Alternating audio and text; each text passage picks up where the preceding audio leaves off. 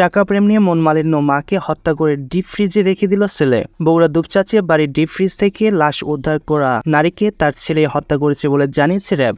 র্যাবের দাবি, হাত খরচের টাকা এবং প্রেমের সম্পর্ক নিয়ে মন মালিন্যর জেরেই মাকে হত্যার পর লাশ ডিপ ফ্রিজে বন্দী করে ছেলেটি। প্রযুক্তি সহ বিভিন্ন প্রমাণের ভিত্তিতে সোমবার রাত 12টার দিকে ছেলেকে আটকের পর মঙ্গলবার সকালে RAB 12 Bogura company commander major Mohammad Ehteshamul Haque Khan নিজ কার্যালয়ের এক সংবাদ সম্মেলনে এসব তথ্য জানান।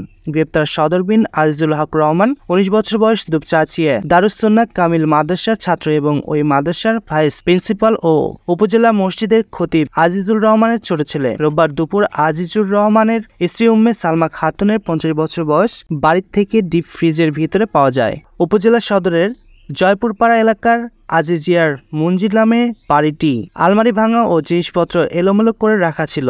আজিজুর রহমান ও সালমার খাতুন দাম্পত্য 2 ছেলে 1 মেয়ে। বড় 2 ছেলের মেয়ে ঢাকায় থাকে।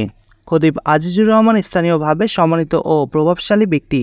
দিনের বেলায় জনবহুল এলাকায় তার বাড়িতে এমন ঘটনার চাঞ্চল্যকর সৃষ্টি হয়। স্থানীয়দের মাঝে ডাকাতির আতঙ্ক চলে আসে। মঙ্গলবার সংবাদ সম্মেলনে র্যাব 12 বগুড়া কোম্পানি কমান্ডার বলেন, পরিবারের সঙ্গে কথা বলে র্যাব জানতে পারে সালমা খাতুনের সঙ্গে তার ছেলের সাদের হাত খরচের টাকা দেওয়াকে কেন্দ্র করে দীর্ঘদিন ধরে ঝগড়া বিবাদ চলছিল এবং বাসা থেকে প্রায় প্রতিদিন 500 থেকে 1000 টাকা হারিয়ে যেত।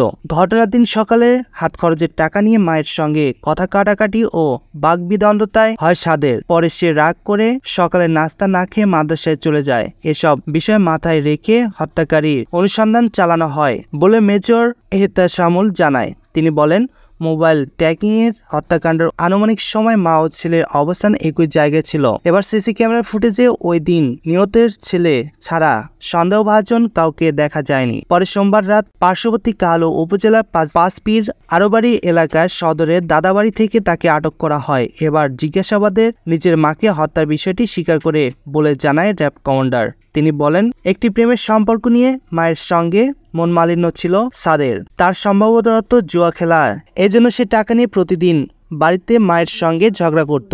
হত্যার দিনে ঘটনার বর্ণনার র্যাব কর্মকর্তা এহতামুল বলেন, রোববার বেলা 12:30টার দিকে মাদ্রাসায় বিরতির সময় সাদ বাসায় এসে তার মা সালমাকে তরকারি কাটতে দেখে। ওই সময় পূর্ব পরিকল্পনা অনুযায়ী পিছন দিক থেকে মায়ের কানমুখ চেপে ধরে সাদ। এক পর্যায়ে তার মা বাঁচার চেষ্টায় ধস্তাধস্তি করতে থাকলে তরকারি কাটার বটি লেগে সাদের হাতের তর্জনী আঙ্গুলের নিচে হালকা কেটে যায়। তবুও সে মায়ের মুখ চেপে রেখে শ্বাসরোধ করে মৃত্যু নিশ্চিত করেন। এরপর সাদ মায়ের 2 হাত ওড়না দিয়ে বেঁধে লাশ বাসায় থাকা ডিপ ফ্রিজের ভিতর রেখে দেয়। এই ঘটনাটি ডাকাতি হিসেবে সাজানোর জন্য বাসায় থাকা কুড়াল দিয়ে আলমারিতে কয়েকটি কোপ দেয় এবং জিনিসপত্র এলোমেলো করে রাখে। পরে বাসার মেইন গেটে তালা দিয়ে বের হয়ে যায় সে।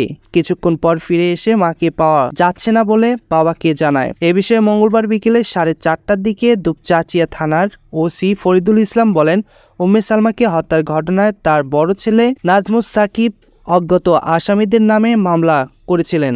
এই ঘটনার ছোট ছেলে সাদ বিন আজিজুর রহমানকে গ্রেপ্তার করেছে র্যাব। তবে তাকে এখনও আমাদের কাছে হস্তান্তর করা হয়নি।